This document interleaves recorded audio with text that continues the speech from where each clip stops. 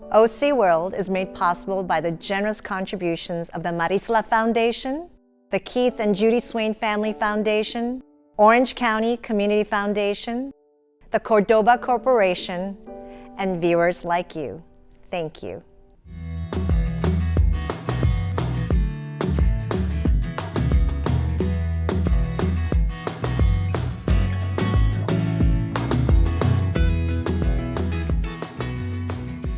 Hello, and welcome to OC World. I'm your host, Joone Kim-Lopez. The city of Santa Ana is the county seat of Orange County and a place where more than 300,000 people call home. Over the years, the city has gone through many changes, and in 2022, Santa Ana has its first female mayor in its 153-year history, Valerie Amezcua.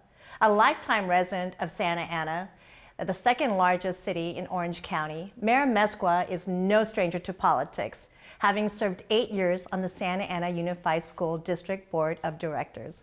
Welcome, Mayor, to the show. Welcome to you, too, to the city of Santa Ana, and thank you for having me. I really appreciate it. Well, it's great to be here. 153 years. You're the first female mayor. What does that feel like? It's amazing. I'm very humbled that the voters had confidence in me and they voted. And what a great change for our city to have a woman now at the helm. And leading things, right? So, but I'm grateful to the voters because I wouldn't be here without them. Do you feel some pressure? I live under pressure. There you go. Well, and you know about pressure. Yes, I know about pressure. You know, spending 30 years as a supervising probation officer and working in gangs and prison realignment and some pretty interesting assignments, and then being on the school board during COVID. I'm used to pressure. Coming from a big family, lots of pressure. So yeah, there's pressure, there's expectations, but I love it. I'm looking forward to serving my city. So I want to go back a little bit. Okay. We have that in common, law enforcement background. Thank you for your service. Thank you for your service. What made you want to be a probation officer? Wow, that's a loaded question. You know, not too many people ask me that. Growing up as a child, I had law enforcement in my home. I was raised by my grandmother. My mom was 14, my dad was 17 when they had me. So I am truly one of those, when you say raised by a village, I was raised by a village. My aunts and uncles are my brothers and sisters. There was law enforcement in my home on a regular basis. Parole was in my home, you know, serving search warrants or searching my home, my grandmother's home. And so I used to sit back as a child and say, you know, I want to do that job. I want to help people. One of my uncles at that time, you know, it was one of my favorite uncles. He would go in and out of prison because he had his own personal demons that he had to deal with. And so I wanted to do that line of work. And so it was like, do I want to be a police officer, parole agent, probation officer? So I started UCI at 17 years old and only applied to one school, and it was UCI. What'd you study? Sociology. I didn't even know what I was doing. My father's like, you're applying there. I was like, okay. Started, and then at 18, I got hired by the Orange County Probation Department and left UCI and started working full time. And here I am, you know, and then the assignments, when I got hired by the department, I worked at Los Pinos Conservation Camp. The boys were older than me that were there serving commitment. Then I went to juvenile hall and got promoted rather quickly to probation officer. And then my department realized I had a knack for working in the gang units and with gang intervention, gang suppression, you know. Growing up in that environment, it wasn't a scary thing to me to be out in the streets and addressing this. If anything, I was hungry to do that so that I could help people. The men and women, the young people that were involved, you know, I wanted to help them get out of that lifestyle. So you're tough. Which is really good for this line of work, because this is not for the faint of heart, yes? No, it is not. No, it is not. It is definitely not, you know, and I've had great experience as an officer. You know, I've had terrible experiences where, you know, I've seen people take their lives or young people shot and killed on the streets, heard that scream of a mom who's lost her son. So you talked about working with the youth. Is that what made you run for the board of directors of the Santa Ana Unified School District? Oh no, that's not what made me run. Oh. My son started his freshman year at Santa Ana High School, and every time there was an issue and I would ask questions, They started calling me one of those moms because I wanted answers or What does those moms mean? Right, that when we say, my son got suspended for wearing Fox socks, the motorcycle Fox, and they called it gang attire. So I was at work in the gang unit, and they called me and said, we're suspending your son for 3 days because he has gang attire on. My son had never been suspended from school. So when I get there, they said, well, he's a gang member. And I said, he's a wrestler. That's why his head is shaved. And he rides dirt bikes. And that's why he has Fox socks on. So Santa Ana Unified has a zero tolerance. And so they were suspending children just like this. And so every time they'd call me, because he'd wear a rock star shirt and he'd get in trouble, I said, we got to stop doing this. I'd walk into the discipline office, and it was full of Latino young men. They were being suspended for their socks going to their knees. I was very upset, so Michelle Martinez at that time was a councilwoman, and she said, don't get upset. Run for office. Make a difference. And I said, you're funny. Nobody's going to elect me. And she said, yes, they will. They will. So pretty much they poked the mama bear. And I ran for office, and I won in 2014. And the first thing that I worked on was removing zero tolerance from discipline. I want to see a matrix, and we're not going to suspend children for the color of their socks unless you truly can identify them as gang members. And what does that really mean, right? And in Santa Ana at that time, the 92701 and 92703 zip code had the highest rate of incarceration of young people.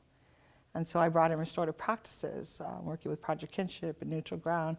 We created a school climate committee and made changes to discipline.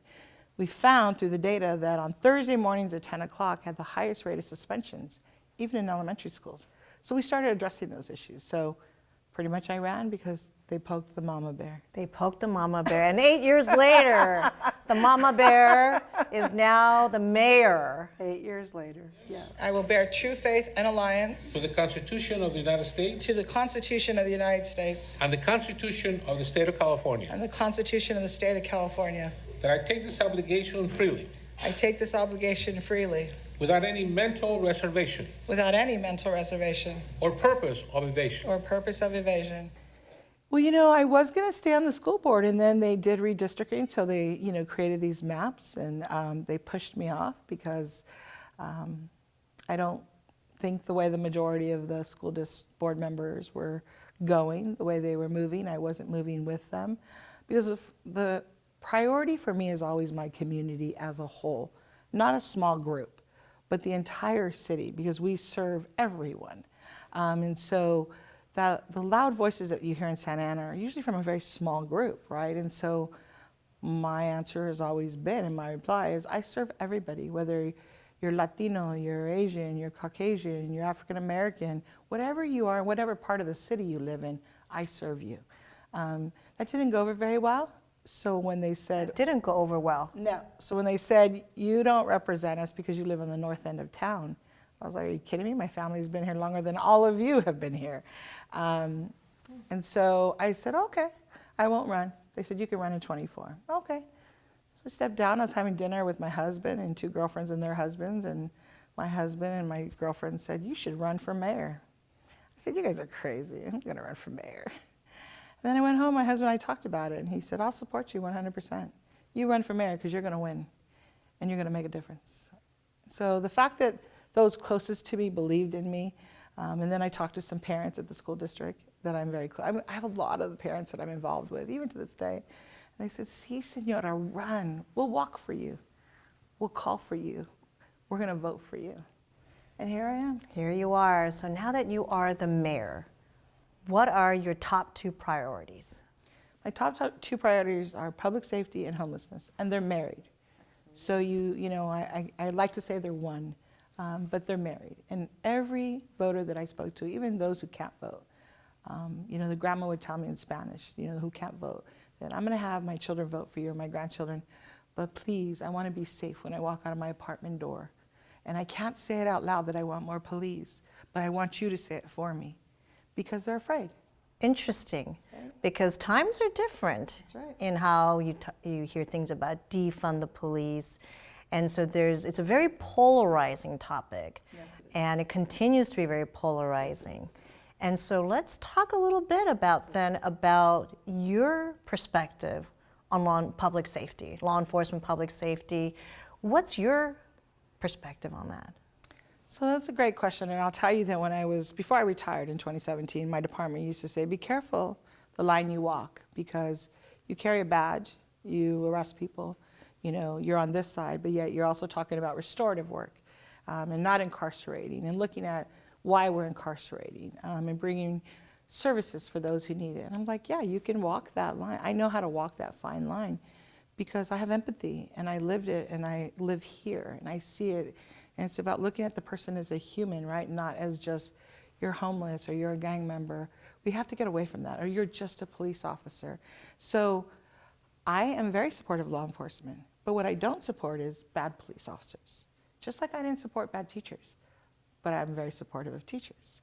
And the community, if you listen again, yes, to those voices that are loud, right? Bad police, they take a big part of the budget. Or what are they doing for us? I have bad interactions. But then you hear the other side. And I heard a lot of that. Like, I've had great interactions. We need more police. I'm not afraid to call them.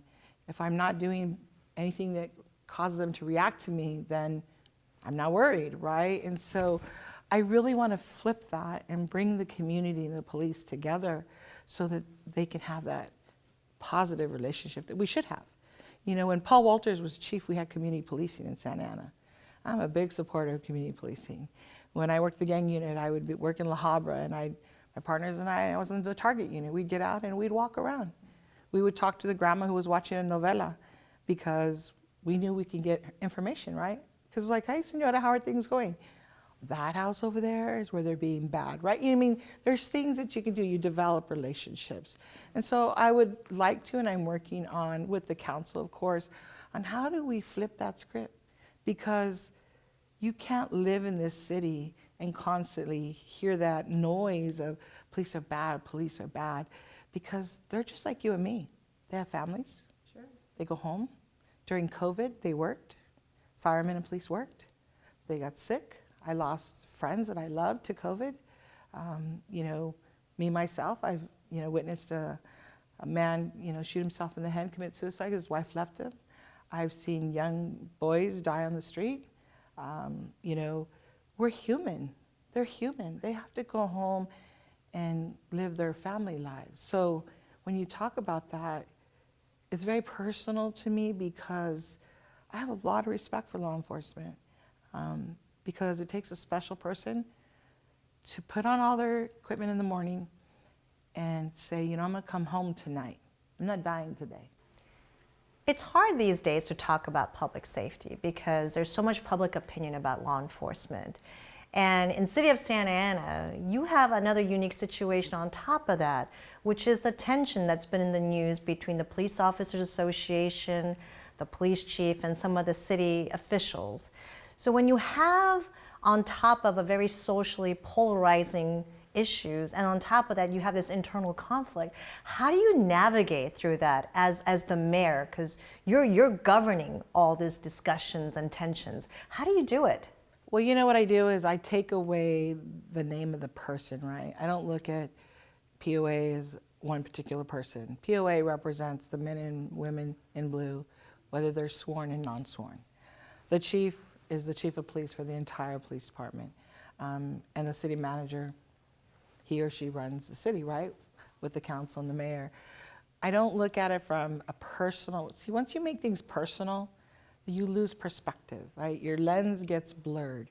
And I have not been here long enough to say that it's personal to me, and I don't want to ever hopefully get there, because what we need to look at is what is best for the city of Santa Ana. And sometimes we lose focus. And I've only been here a short time. I got sworn in on December 13th, as you know. And it is a lot of work. But I'm looking forward to it because we take away the people, the names, and we look at what is best for Santa Ana and how do we work together, right? Because I'm big about relationships. And no matter what, at the end of the day, when somebody in my community calls 911, they're not going to get POA or the chief or the city manager, whoever that may be. They're going to get a police officer. And the police officers that I've had conversations with are like, we're not taking sides. We just want to serve. We want to serve. So that's where I stay focused, is they want to serve. And I want to help them serve in the best way possible. So I don't engage. Was I endorsed by POA? Yes, I was. But I'll tell you that the two gentlemen that ran against me, they interviewed with POA as well. I just so happened to get the endorsement. I was endorsed by the Sheriff's Department, by Anaheim Police as well. For whatever reason, they selected me to endorse, and it wasn't because I have a law enforcement background, because even when I ran for school board, I was never endorsed by POA. It was a decision that they made as an entire board. So I don't step into the, well, he said, she said. I'm looking at your issues can't bleed into my city. As the mayor, and I would hope the council feels that way, it's like, you gotta stop the bleeding. And how do you do that? That's tough. How do you do that? You have to work together. And so when you say, well, I'm tough, it's not that I'm tough. I'm okay having hard conversations. Well, and you mentioned your second priority, which is, again, another very difficult topic that we all struggle with, homelessness. How do you see success in dealing with that issue? That's a loaded question, isn't it? Yeah, it is. So success to me would be that we really get people off the streets. You know, I think, and I could just speak from my own personal experience, you know, now we walk by them and sometimes I don't even acknowledge them, right? Because we've become so used to seeing them. Or I'm in line at Starbucks on 17th and Tustin, and you know, the homeless guy's banging on my window and he's bleeding and he's half naked, and I just say, please get away from my window. And I got to that point, right? And when you asked earlier about why I ran for mayor, you know, I used to walk my dog, and I stopped doing that at night. I'd walk at night. I'm a night owl. If I walk my dog now, I want to carry my firearm with me because I don't feel safe, right? So if I don't feel safe, how does the community feel? And so running for office and speaking to the voters, that was their number one issue. You know, hey, Val, what about the encampments? What about those that are mentally ill?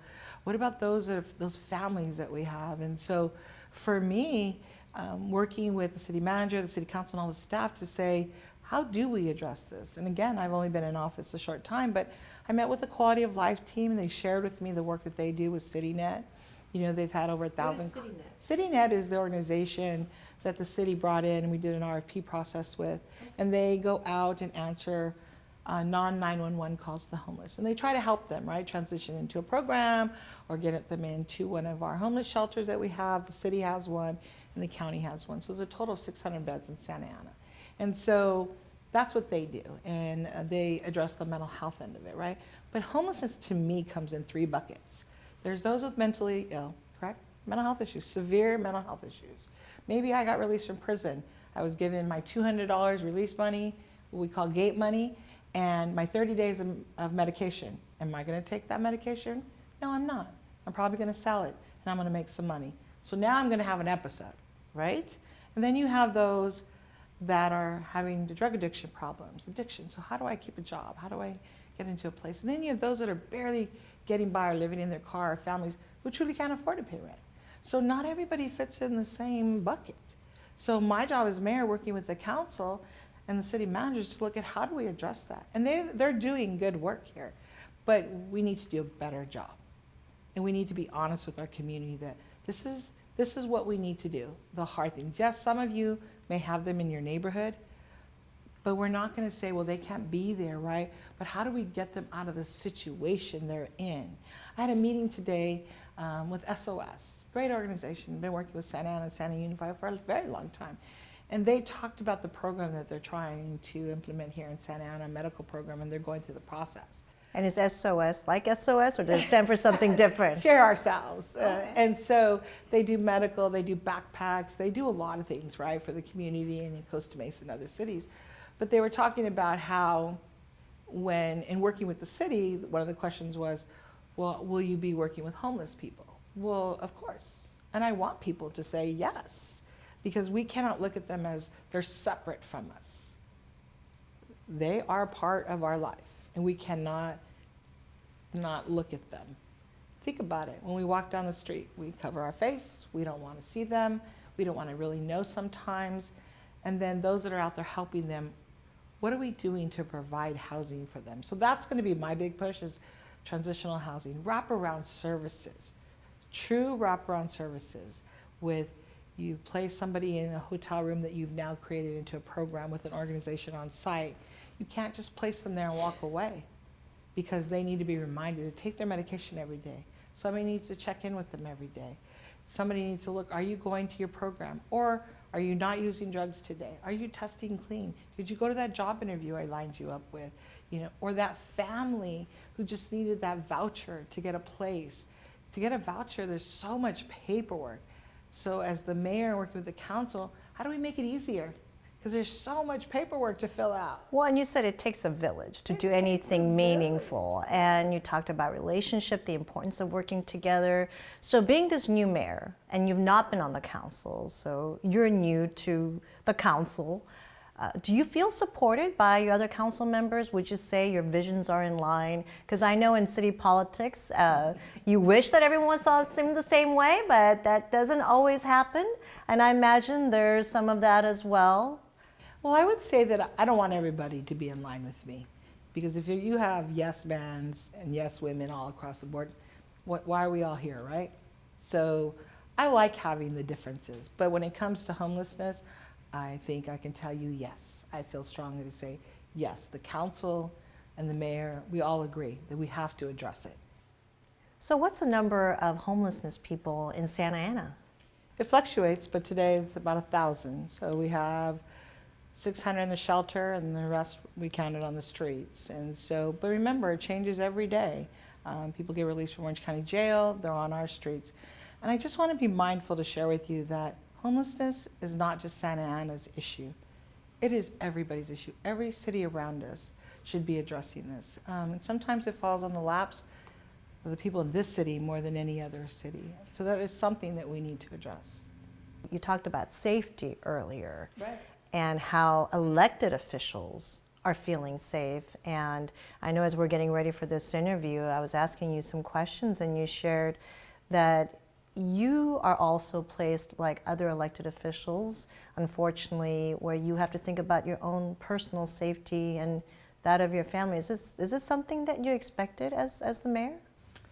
Not within my first 30 days, but yes, I received a death threat already in Santa Ana. A death threat. Santa Ana PD is investigating it. My family, you know, is on alert. It happened when I was on the school board, and they handled it very quickly, and it was resolved. But this one is taking a little bit of time, and so I hired my own personal security detail. I paid for it out of my own pocket, so I'm going to ask to agendize a line item for the council and the mayor. So should we need some type of security, that the city pays for it, and not for every time, because some threats are not credible, right? Some is just like, I don't like you. You know, you get all kinds of hate, email or texts, but when it's a credible threat, we have to take it serious. Look at what happened across the country. The judge's husband opened the door, he got shot, her son got shot and killed. I was at the mayor's conference last week. That was actually a breakout session. Mayor's safety and proper procedures and protocol. And they talked about providing security for mayors and elected officials because it has become so dangerous. Do you think you might be more targeted because you're a woman and maybe a woman of color? I don't want to believe that, but I will say yes. How did Mayor Sarmiento get in his first 30 days a death threat? No. Did Mayor Pulido? No. As women and a woman of color, you know, a lot of things happen to us that we don't talk about publicly, right? They talk about the way we dress, they talk about the way we look. If we're they use that term passionate about something, it's because she's a woman, those backhand compliments, right? But when men do it, you're a good old boy, you're the good one. So I don't listen to the noise because I don't put on a show for anybody. This is who I am. This is me. I'm really a softie inside if you get to know me, but on the outside, I have this space where I don't let people come that close. I work hard for my community.